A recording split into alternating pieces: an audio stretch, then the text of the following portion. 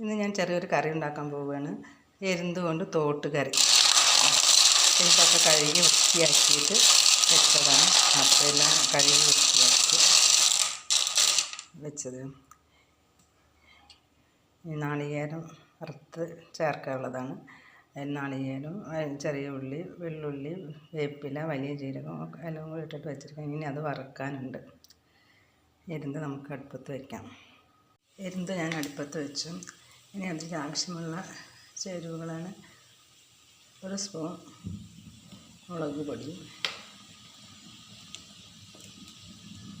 2 spoon മല്ലിപ്പൊടി,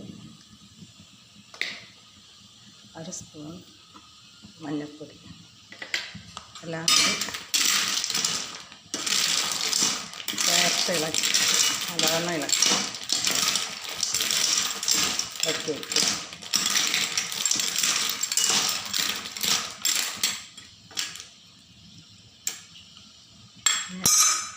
അതിലൊരു മാങ്ങയും വെച്ചു.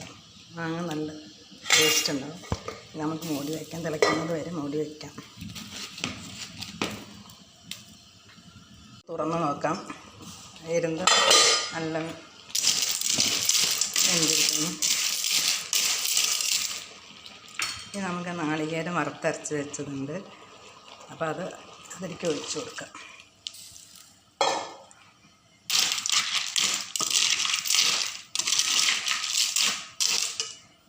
മാങ്ങ ഇങ്ങോട്ട് എടുത്ത് വെച്ചിട്ട് അത് ചേർത്ത് കൊടുത്ത് മുറിച്ചിട്ട് കൊടുക്കാൻ വേണ്ടി.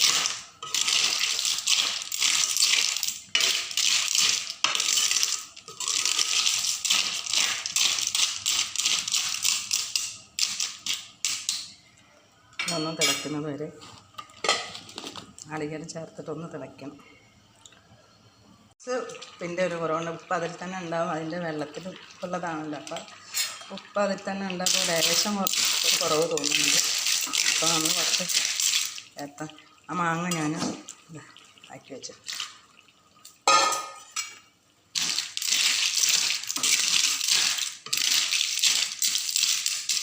ഞാൻ കുറച്ച് അരി വറുത്ത് പൊടിച്ച് വെച്ചിട്ടുണ്ട്. അതും ഇതിലാണ്ട് ചേർത്ത്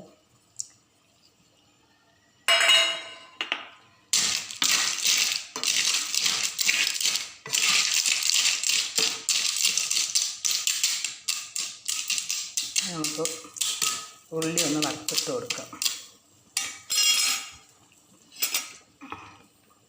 അതിൻ്റെ ഇട്ടിട്ട് അതിൻ്റെ ഒഴിച്ച് കൊടുക്കുക. ഇതാണ് തോട്ടുകറി. എരുന്ത് തോട്ടുകറി വെച്ചതാണ്. എല്ലാവർക്കും ഇഷ്ടപ്പെട്ടെങ്കിൽ ലൈക്കും സബ്സ്ക്രൈബും ചെയ്യാൻ മറക്കല്ലേ. ഇതെല്ലാവരും ഒന്ന് വെച്ച് നോക്കും. പെട്ടെന്ന് ഉണ്ടാക്കാൻ പറ്റിയ ഒരു കറിയാണ്.